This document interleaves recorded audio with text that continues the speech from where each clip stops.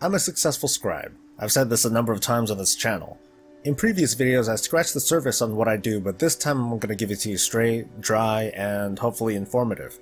Hey, it's Soul, giving you the World of Warcraft. Today I'm going to show you how to make money with Inscription, but let's get everything out in the open here. This is not a method to get rich quick, and Inscription is not the powerhouse moneymaker it used to be. But unless your particular realm has some really nasty competition, you'll comfortably make enough gold to pay for your subscription. Finally, this is not an add-on tutorial, but I'll give some basic ideas and tips on how to set up your auctions. Let's go. Here are the tools you need. A character with Legion Inscription, preferably one you play enough that you can stand going out into the world to learn all the Legion Inscription recipes. As an option, or even better if this is your main, just make him an herbalist so you can get your own materials if the herb market isn't looking appetizing and you've got some time on your hands. An add-on to manage your auctions and inventory. I happen to use Trade Skill Master. A spreadsheet. Believe me when I say it makes your life a heck of a lot easier when you can just update a few prices and be fed useful, profitable data. I'll be using them in this video to do some calculations. Backup capital. If you play right, you'll sell well enough that you can never hope to gather all the resources that you need on your own. Invest into making purchases from the auction house or partnering with a few someones who can farm herbs for you. Glyphs are made with herbs from every expansion, but explaining the legacy glyphs and herbs will be pretty simple. Let's focus on one specific Legion herb instead. At the center of your Inscription empire is Dreamleaf. It's gonna be your most valuable herb.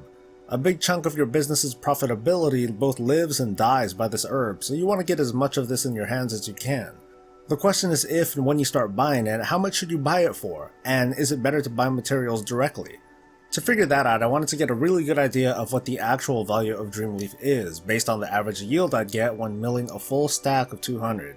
So I bought some, about 16,000 of it at a price between 20 and 25 gold per herb. Surrounding up, I spent about 400,000 gold. Then I milled all 80 stacks, and for each stack I counted how much I got, between rosette and sallow pigments, seeds, and nightmare pods. And this is the average yield. Hold on though, as you might know, nightmare pods contain its own random amount of inscription mats, including more nightmare pods. So like I did with the Dreamleaf, I opened up 100 pods and recorded the data, got this total, and this average yield per nightmare pod. So this is the average yield of a stack of Dreamleaf, including the materials that comes from the average number of nightmare pods. Take this with a grain of salt due to the limited samples, but this is what I use and it's been pretty profitable so far. Now that we have these averages, we can assign a value to them. Keep in mind that the prices I'm presenting won't mean anything to you since every realm is different and time marches on. Just think of these as examples. I bought around 400,000 gold worth of Dreamleaf. The prices of materials during the study are here. Based on these prices and based on the averages I have, one stack of Dreamleaf is worth a little bit over 6,000 gold. So at least I did the study at a profit. It also tells me there's a market for selling only materials, so I'll sell a small amount at a time if I feel like it. So for you folks at home, here's what you do. Take the average price of materials on your realm here and fill in the blanks. Calculate the totals and see what's more economical for you, to either buy the materials directly or to buy Dreamleaf. For non-Legion glyphs, buying materials is pretty simple. Spend no more than 1 gold per herb. That's really it.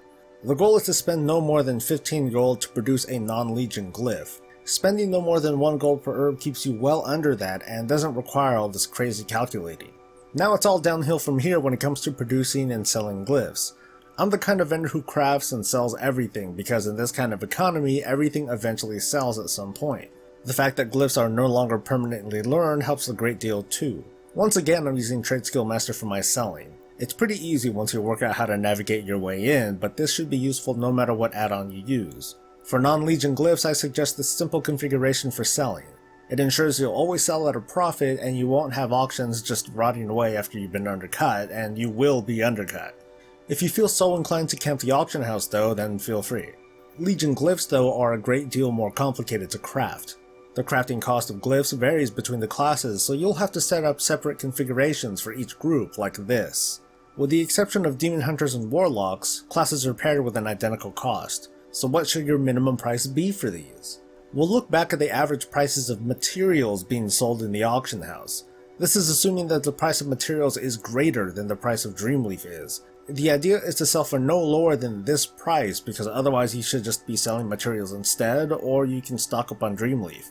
So again, we'll whip up a quick formula to calculate the cost of materials, but this time we'll add another 5% to the total to offset the auction house cut. Everything else can stay the same so we can keep product from stagnating. Vantis runes and the Tranquil Mind tomes are the two types of time-sensitive items a scribe sells. If you have the time to, try to time these sales during your realm's prime time for raiding and other PvE activities. As of this recording though, don't bother crafting Vantis runes. The material cost is scheduled to go down in an upcoming patch. Once they do though, sell them according to your realm's typical raid schedule. From here, restocking and updating your calculations only needs to be done once a week or so, depending on your traffic. You will have holes and vulnerabilities with this setup. You're not going to be the king of the market, but you'll be pretty well off. Share your thoughts and questions, and stay breezy.